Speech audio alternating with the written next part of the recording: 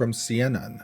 What is the Insurrection Act? President Trump is ramping up talk of insurrection amid anti-ICE protests in cities like Portland, even hinting at using the Insurrection Act to deploy troops against local objections. First passed in 1792 and last used in 1992 for LA riots, the act lets the president send military forces when state requests help or when federal laws can't be enforced due to unrest. Trump says he'd invoke it if courts or officials block him, bypassing the Posse Comitatus Act that limits domestic military use.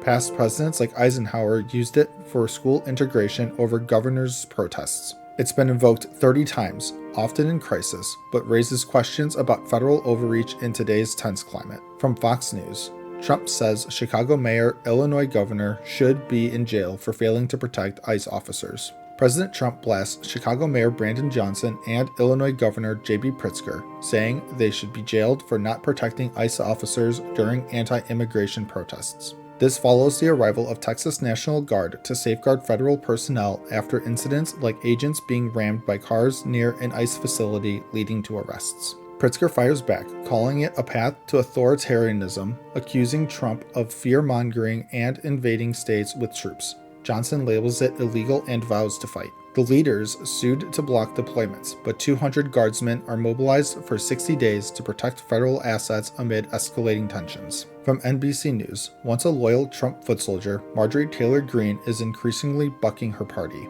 Once a staunch Trump ally, Rep. Marjorie Taylor Greene is now clashing with her party, criticizing strikes on Iran, calling Gaza a genocide, and pushing for Epstein files release. She sided with Democrats on extending Affordable Care Act subsidies during the shutdown fight, saying she's not a blind slave to the president but serves her district. Sources say she's disillusioned after being talked out of a Senate run and overlooked for a cabinet job, leading Trump to ask allies what's going on with Marjorie. Embracing her outsider status, Greene eyes re-election but slams GOP leadership for lacking solutions on key issues like healthcare. From USA Today, liar, failed lawyer, Attorney General Pam Bondi insults Democrats in Senate hearing. In a heated Senate hearing, Attorney General Pam Bondi spars with Democrats, calling Senator Adam Schiff a failed lawyer and liar while refusing to answer questions on Epstein files and investigations. Democrats accuse her of politicizing the DOJ, shielding Trump allies, and gutting corruption units.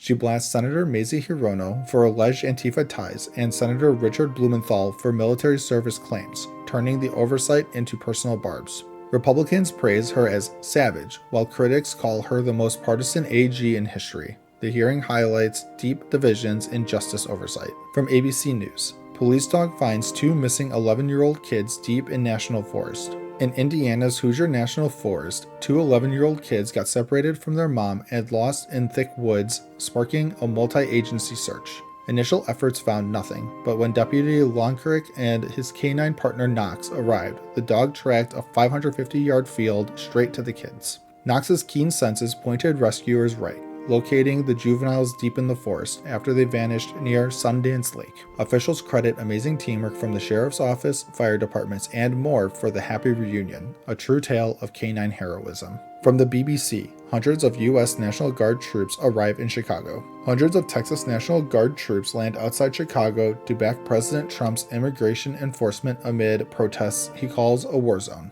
Deployed to protect federal officers and property after incidents like a woman shot during a vehicle ramming, though details are disputed. Local leaders like Governor Pritzker decry it as an authoritarian power grab, suing to block federalization of guards from Illinois and Texas. Troops have limited power, no arrests, but Trump hints at invoking the Insurrection Act if courts halt deployments, escalating legal battles. And as always, thank you for the like, comment, and subscription.